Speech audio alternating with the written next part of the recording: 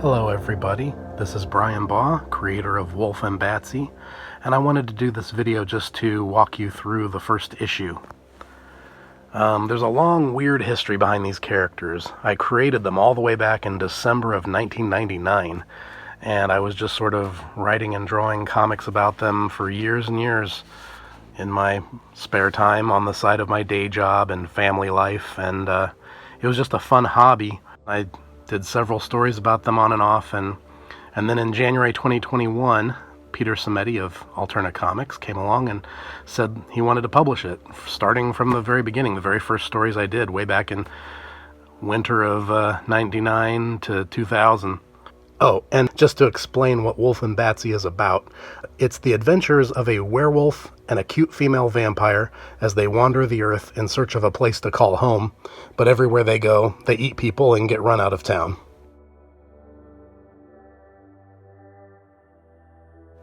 The cover for issue 1 was drawn in 2021 after Alterna picked up the book, and it was interesting because I already had done these comics about the characters, and I'd done some self-published trade paperbacks and that sort of thing.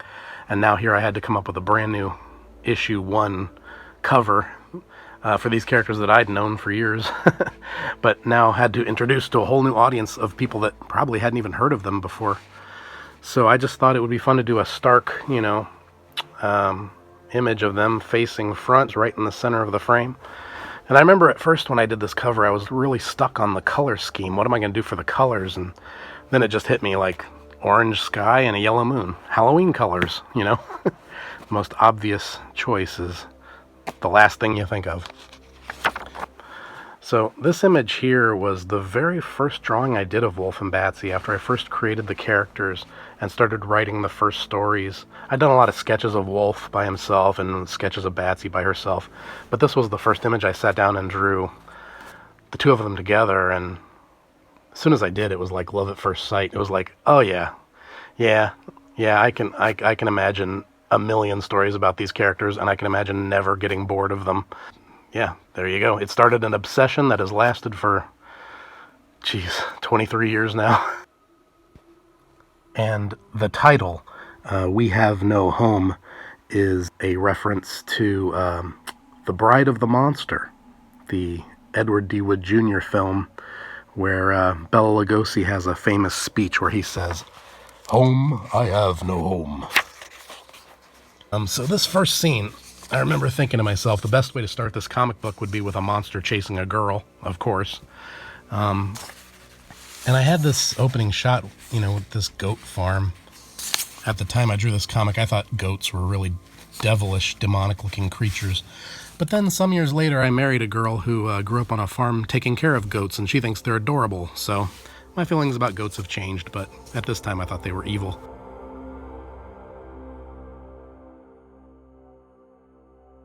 Something else I should explain is that when Alterna picked this book up in 2021, this artwork was basically 20 years old. I'd done the comics so long ago.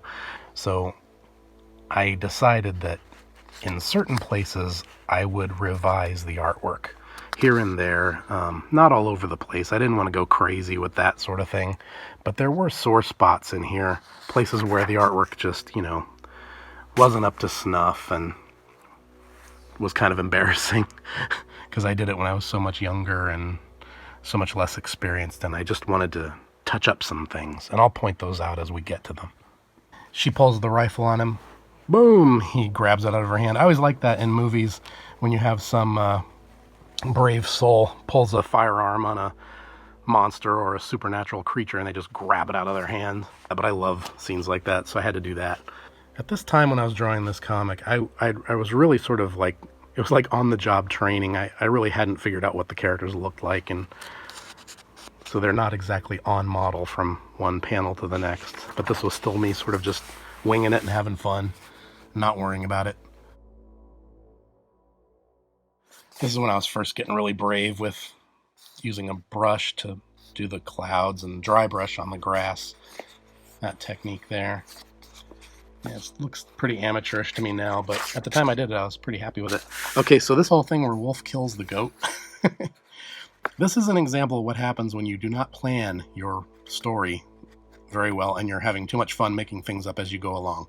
Because I think I got about this far in the story and I realized, oh my god, I should have had two peasant girls so that one of them could, be left alive to pass on the message that there's a vampire and a werewolf in town, and so that the other one could get killed, so we'd have some nice gore and violence at the beginning of this horror comic. You got to start a horror comic with a nice scene of violence and gory horror, right? But I hadn't done that. I hadn't thought ahead, so luckily I had established that there was a goat farm by pure chance. So I thought, well, okay, fine. I'll settle for having my werewolf eat a goat. From here on, I learned to start planning my stories much more carefully. And then they drive into the town of Epworth Ruddy, which is the first imaginary village I came up with where they would have their adventures. I forget where I came up with the name Epworth. I feel like that was a name I found in some book of, supposedly true ghost stories or something. Some family name of some house that was haunted or something. And I liked that sound of that, and I took that. And the car is supposed to be a 58 Plymouth Fury. Little tribute to Christine, one of my favorite Stephen King novels. And of course, the license plate says, what? TK421. You gotta have a Star Wars reference in there, right? If you're a kid from my generation. The Psalm Hotel, with the verse number here, of course. That's just pretentious young comic creator stuff. I was probably 27 when I did this, so give me a break. This shot here is ripped off of a shot that I love in the movie Son of Frankenstein, where they go up these stairs and there's these crazy shadows across the wall. Batsy's hand does not cast a reflection in the doorknob, but the key does, because she's a vampire. Also, she does not cast a shadow on the floor. That's what a clever boy I was when I did this comic, but I learned to regret that, because there's been a dozen ideas I've had for scenes in comics since then where it would have been cool to do a thing with a mirror or a shadow, and I sort of established that she doesn't cast a shadow or a reflection. Oh well, what can you do? So here we sort of established the relationship between the characters. They're not quite a couple yet, but they are friends and traveling companions. She's not exactly taking a bath, she's sleeping in the bathtub. This is an idea I had, and later on I saw a movie called, what was it called? Let the Right One In, or Let Me In? Modern vampire film where they had the female vampire sleeping in a bathtub, and I thought, hey, wait a minute. I came up with that years ago. But what do you know? Over here, if you look closely, Kevin Orlock here, he's reading Tales from Blue Sagoth, which was the comic book that I created and self-published before Wulf and Batsy in 1994 to 95. Here, there's another weird thing. Before Batsy gets in the bathtub, she opens this vial, and drip, drip, drip. And that, what is that? Is it soil from her homeland? Is it blood? You decide. Just a little bit of ambiguity there for you. Time passes. Kevin decides to go for a walk into the town of Epworth Ruddy. This is a fun panel because there's a lot of little jokes in it. There's Professor von Zagzog, who becomes the major villain in Wulf and Batsy issues 3, 4, 5, and 6. And his footprints are muddy because he's been tromping around in the graveyard. This little dog over here, a little schnauzer, I had a pet schnauzer that I really loved who passed away right before I did this comic book. So I put her there to suggest that she's still alive. And Kevin's shadow, of course, looks like a wolf. These fingers coming out on the side. I don't know. I was thinking kind of the movie poster for the film The Beast Within, which is not a werewolf movie actually, but it has a great poster. It's about a guy that turns into a bug monster. But I always love that title, The Beast Within, and the poster's cool, and he's in kind of a pose sort of like that. Okay, starting here, I did a lot of revisions for the Alterna release. This is a section of the comic book. When I did it back in 1999, 2000, I just wasn't excited about this part, and it showed. If you look at the original self-published version, you'll see a difference. You'll see my lack of enthusiasm in a lot of these pages. You know, I was still a young artist and just wanted to draw the monster stuff, but I had to do this boring plot and character development crap. But you have to do it to get to the next monster scene, I guess. Okay, fine. So a lot of it looked pretty stiff, and you know. But we do have some fun jokes in here. This is the Old Witch from EC Comics. This guy, I think I was reading The Shadow over Innsmouth by H.P. Lovecraft at the time I drew this, and I was thinking of the fish-faced people. He might be one of them. This whole scene with the cat is redrawn, and it's sort of that classic monster movie thing where the animal knows that this person is supernatural. I also redrew this section because this character, Pastor Crendon Olympus, becomes hugely important in Wulf and Batsy much, much later on.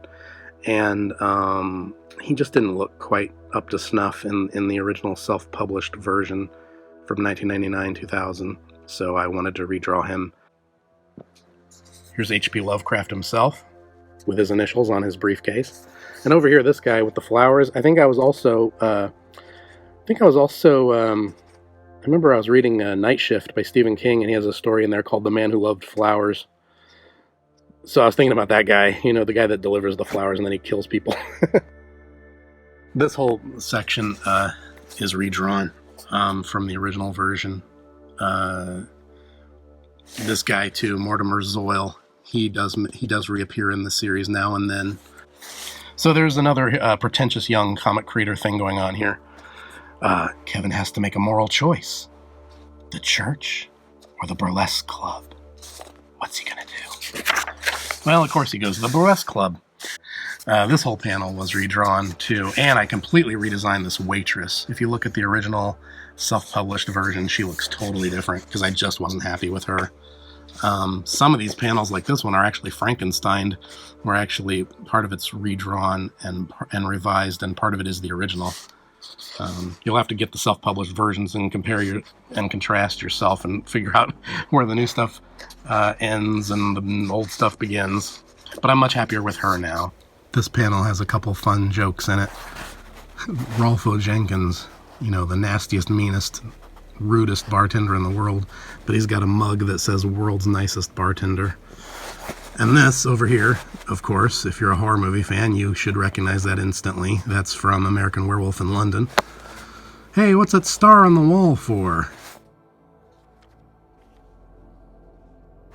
I remember I redrew some of this stuff just because in the original self-published version, he was actually walking the wrong direction. And it seemed geographically incorrect to me, and it also didn't really flow very well with just the screen direction of the storytelling. One of my best friends is David Hartman, who's a very popular horror artist. He goes by the name Sideshow Monkey online, but he and I met in art school, and we were best friends in college, and he went on to become like a TV director and a film director and all kinds of stuff. We worked in animation together for years. But back in the old days in college, we used to use our old video camera and shoot stupid little monster movies. And in this crowd scene, there's actually a bunch of, well, there's me, circa 1993 or something. There's Dave, circa 1993. And throughout this crowd is some of our other friends dressed the way they looked in some of our old shot-on-video horror movies. So there's an interesting thing here where Rolfo Jenkins figures out that he's a werewolf by saying, look how his eyebrows meet at a point over his nose. That's the sign of the beast. That comes from a book that I read in 4th grade, a book called Meet the Werewolf by Georges McCargue. Had all these really cool chapters in there. It's obviously a book about werewolves, so it's pure fantasy, but it was written as if it was a nonfiction book, and it had all these things about how to kill a werewolf, how to become a werewolf, how to know a werewolf when you meet one, and that was one of the clues. If you see someone with eyebrows that meet in a point over their nose, that is the sign of the beast. And let me inform you that I happen to have eyebrows that meet in a point over my nose, and I always felt bad for people who didn't. sun is going down and Batsy is waking up. I always kind of liked that panel. This page I always felt was cursed. I feel like I redrew this page like 5 times and it always sucked. And then it ends on this cliffhanger. So here's another big question. Is he changing because the full moon came out? Or is he changing because it's an Incredible Hulk situation where he's just stressed out and that causes him to change? Or is he changing of his own will? The truth is he's changing out of a feeling of self-defense more than anything. He knew this was going to happen. He had a bad feeling about it, and he feels like he has no choice but to defend himself, so he turns into the wolf. He's outnumbered. What else is he going to do?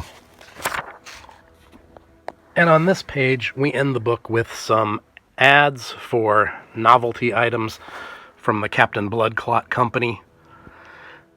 I don't have anything to do with these people. They're crooks as far as I'm concerned. I don't recommend ordering their products, and I take no responsibility for them. They just barged into the offices one day and demanded that we print their ads in my comic book. So I think they must have some kind of, I don't know, illegal mafia connection or something, getting rich selling novelty items in comic books, I guess. I don't know, it's weird. Although they did give me an ad for my theater, the Hollywood Babylon, where we were doing a double feature of Dracula and Frankenstein that one weekend. Also, Professor von Zagzog, he got to advertise his self-help program. Don't Be Half a Man. This is his program that teaches you how to get mutated and turn into a monster. So you can send away for that. So that's Wulf and Batsy issue 1. And if you guys like this video, maybe I'll do another video like this for issue 2. Let me know in the comments. Thanks a lot. Bye.